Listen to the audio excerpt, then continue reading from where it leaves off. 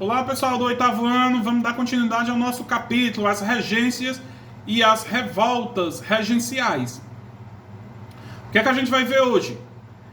As revoltas que eclodiram no Brasil no período regencial e um pouco depois no reinado de Dom Pedro II. O que é que acontece? Uma delas, a Farroupilha, acabou já no reinado de Dom Pedro II.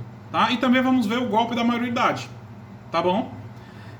Vamos ver as revoltas. As revoltas regenciais, elas tinham basicamente dois motivos.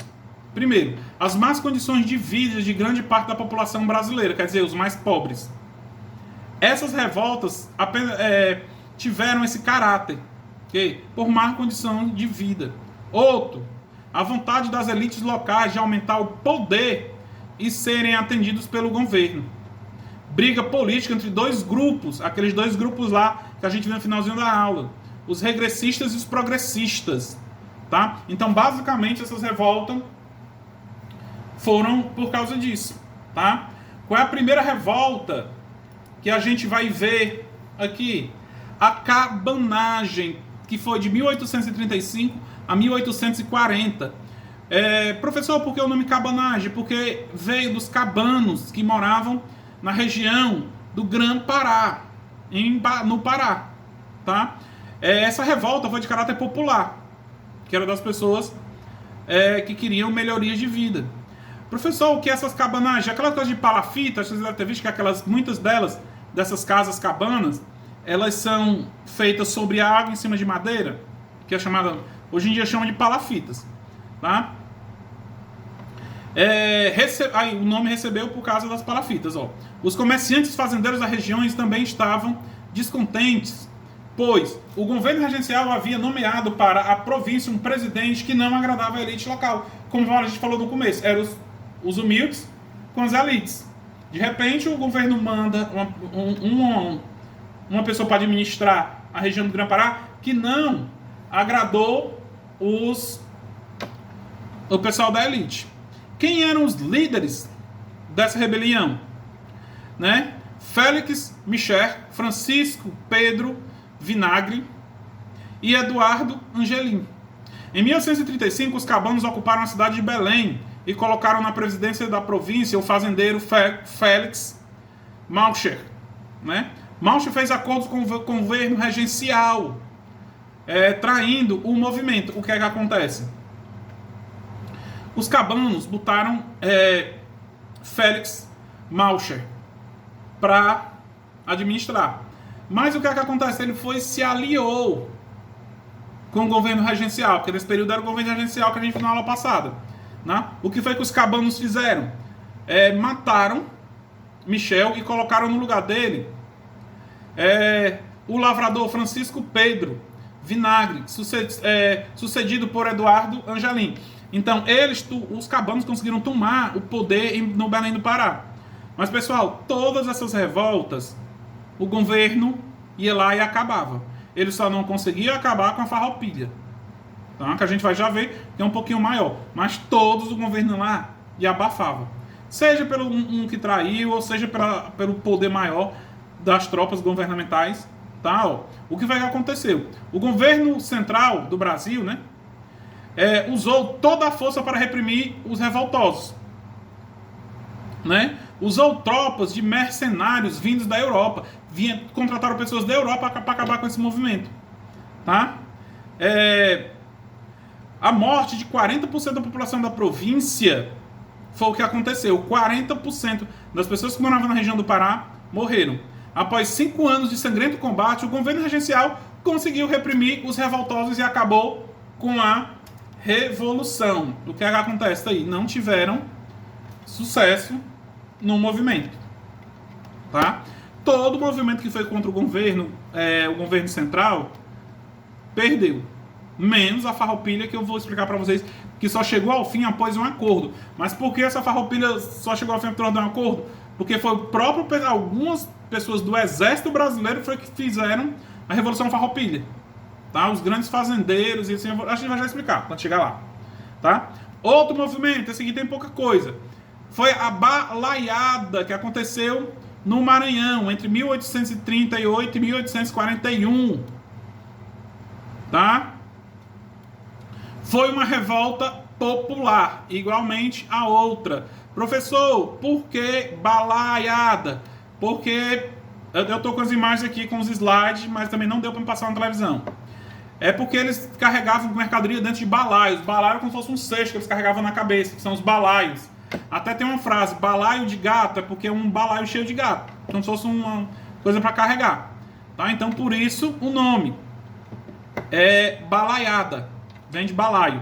Tá? Quem eram os líderes? Manuel Balaio. E Raimundo Gomes e Cosme. Tá? Qual foi a principal causa dessa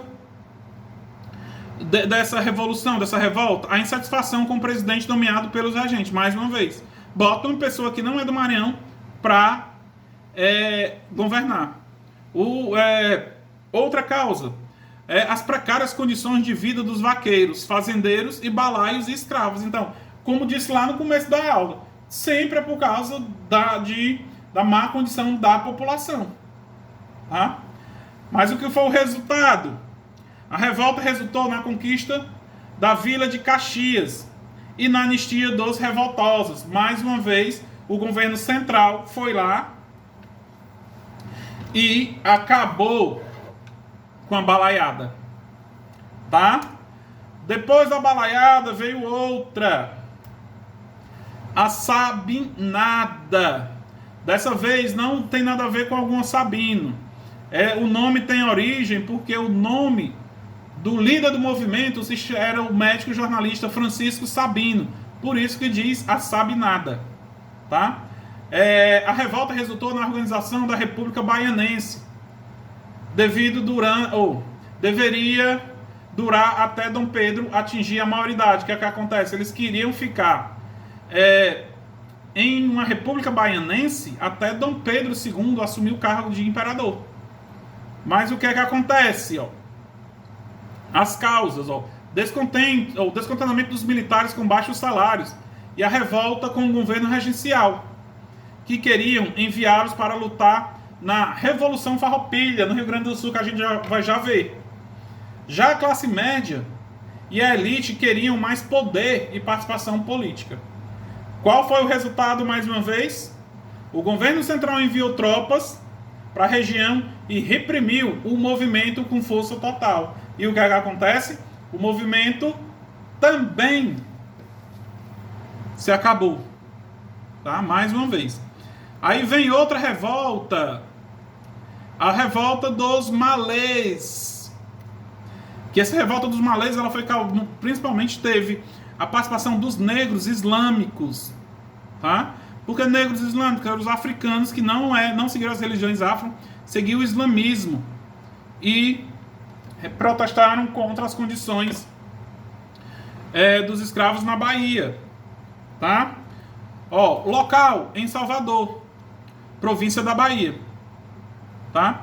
Os revoltosos, os negros islâmicos que exigiam atividades livres, conhecidos como os negros de ganho, como alfaiates, pequenos comerciantes, artesãos, entre outros, aqueles escravos que queriam trabalhar livre. Tá? Aí as causas, os revoltosos, cerca de 1.500 homens, estavam muito insatisfeitos com a escravidão africana e a imposição do catolicismo e as restrições religiosas, com preconceito contra os negros. Então, eles lutaram por direito à sua religião. Objetivo principal, a libertação dos escravos, o principal objetivo das revoltas dos malês, por causa dos escravos.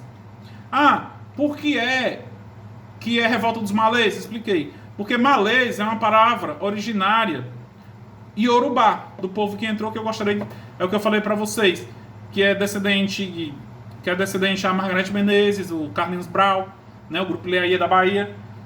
Os malês significa em árabe ao nome muçulmano, tá? Eles traduziram e o nome malê significa muçulmano na linguagem iorubá. Vamos lá. Como sempre, o fim da revolta. A revolta foi reprimida violentamente em violentos combates que aconteceram.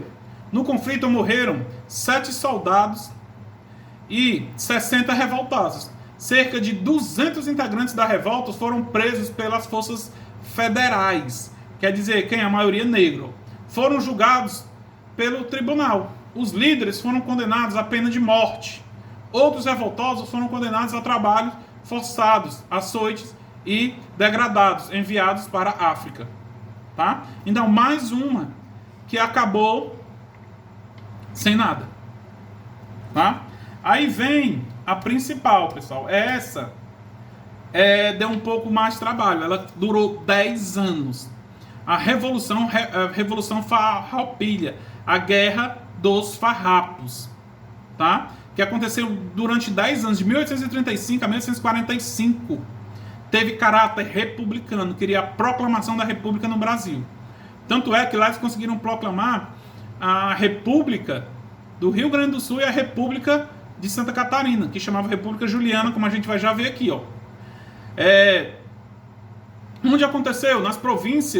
Na província de São Pedro do Rio Grande do Sul, atual Rio Grande do Sul. Quem eram os revoltosos? Estancieiros, militares, literários, como eu falei para vocês lá no começo. Os militares estavam do lado, então eles já sabiam a tática de ataque dos militares do governo. Tá? Membros da camadas populares, escravos e abolicionistas. Pessoal, professor, quem é esses estancieiros? É aquelas pessoas que vendiam carne, que tinham as estâncias. Estância no Rio Grande do Sul são as fazendas. Acho que a gente viu ano passado em geografia, viu? Acho que a gente viu. As estâncias em geografia do Rio Grande do Sul é como pra gente que fossem as fazendas. Tá? As causas, ó. O descontentamento com os altos impostos cobrados do produto do Sul, como couro, mula e etc. Qual foi esse descontentamento dos altos impostos? O governo brasileiro aumentou os impostos desses produtos, couro, mulas e o charque do Rio Grande do Sul, e o pessoal do Brasil começou a comprar da Argentina. Por quê? Porque lá saía mais barato. E o pessoal do Sul estava tendo prejuízo nesse comércio dessa venda. Então, os fazendeiros, junto com os militares, membros das câmaras populares, se revoltaram contra o governo. A revolta contra a falta de autonomia das províncias. Então, eles queriam descentralizar o poder que estava no Rio de Janeiro. E o que acontece? Queria a independência das províncias. Quem foram os principais líderes? Bento Gonçalves, Giuseppe Garibaldi. Garibaldi a gente vai estudar ele ainda quando a gente vai estudar a unificação da Itália, que ele foi o responsável por unificar a Itália, no final desse mesmo século aqui, que é o século XIX. Tá? Antônio de Souza Neto e Davi Canabarro eram os líderes. Tem uma fotozinha deles aqui no slide. Tá, ó. Em 1836, os Farroupilha tiveram várias vitórias diante das forças imperiais.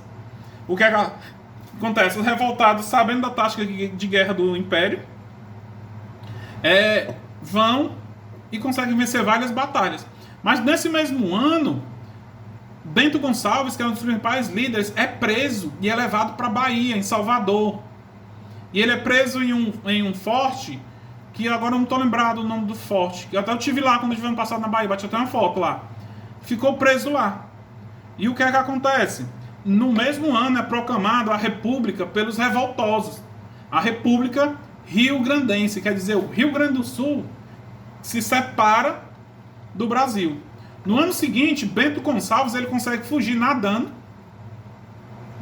do forte, pega um barco, vai para a Argentina e volta para o Rio Grande do Sul. E o que acontece? Ele assume a presidência da recém-criada República do Rio Grande do Sul. E isso o governo federal não conseguia vencê-los.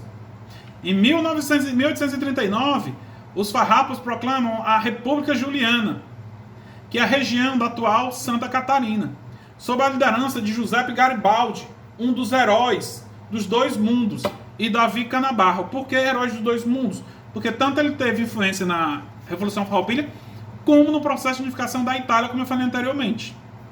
Tá? Então, ele e Canabarro conseguem a independência também de Santa Catarina. Isso o governo federal não podia fazer nada. Tá? Pessoal, se a gente for pegar hoje, vocês já ouviram falar, lá tem o município de Bento Gonçalves, no Rio Grande do Sul, tem o município de Canabarro, tudo em homenagem a esses da Revolução Farroupilha.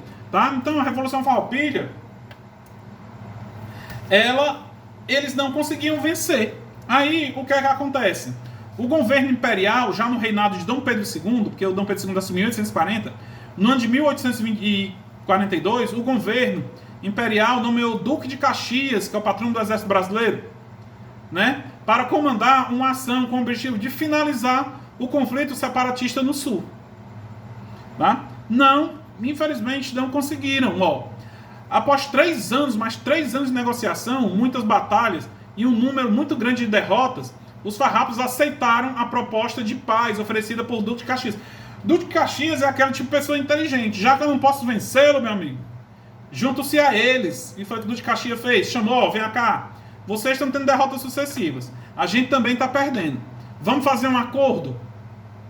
Né? Porque vocês viram que nas outras revoltas, ou o pessoal era preso ou era morto.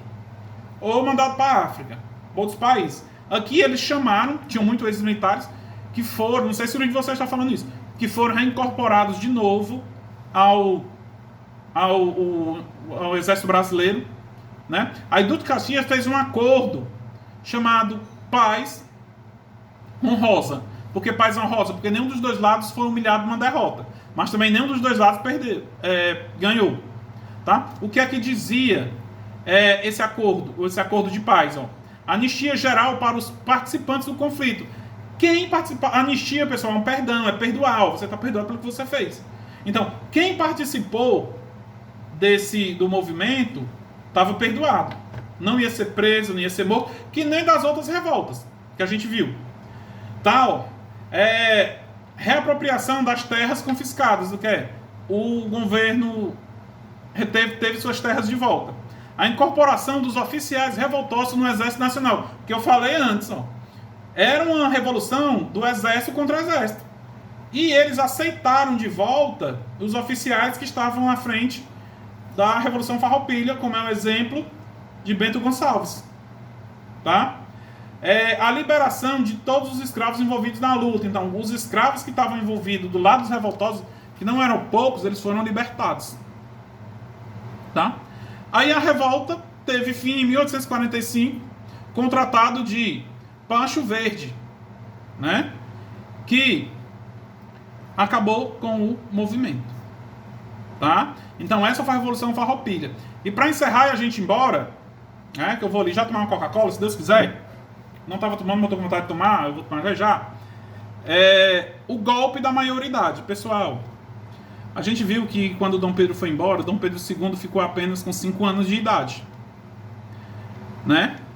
5 mais 9, 14. Então, em 1840, foi dado o golpe da maioridade. Professor, se tiver na prova, o que foi o golpe da maioridade? Foi quando os parlamentares deram um golpe e Dom Pedro assumiu com 14 anos o trono brasileiro. Foi o monarca mais novo a assumir. Tá? Vamos lá. O golpe da maioridade. Os políticos brasileiros e grande parte da população acreditava que a crise que o país enfrentava era fruto principalmente da falta de um imperador forte e com os poderes para enfrentar a situação. Com essas crises, as crises políticas, essas revoltas que aconteciam em todas as partes do Brasil. Tá? E o que aí acontece? Em julho de 1940, com o apoio do Partido Liberal, foi antecipado pelo Senado Federal a lei da maioridade. Dom Pedro, antes de completar 15 anos de idade, foi coroado, né? Declarando sim o fim das regências. Esse episódio ficou conhecido como golpe da maioridade, quando o Senado aprovou uma lei trazendo a maioridade de 18 para 14. E Dom Pedro, certo que Dom Pedro tinha 14 anos, mas ele já sabia várias línguas, sabia de física, de filosofia, de literatura, de história, de química, de matemática, de tudo. Era muito inteligente. Ele foi educado por Bonifácio. Tá? Foi uma forma encontrada pelos políticos brasileiros de dar poder e autoridade a um jovem imperador, para que as revoltas pudessem ser debeladas e a ordem restaurada no Brasil. Tá? Então, essas foram as regências que a gente começou vendo semana passada. Primeiro, uma regência trina provisória, depois uma regência trina permanente, aí veio o ato de 1800 e 34 e mudou uma regência trina para a regência una, teve os dois regentes unos, as revoltas, e se finda-se e acaba com o golpe da maioridade. Tá? Até nosso próximo encontro. Um abraço.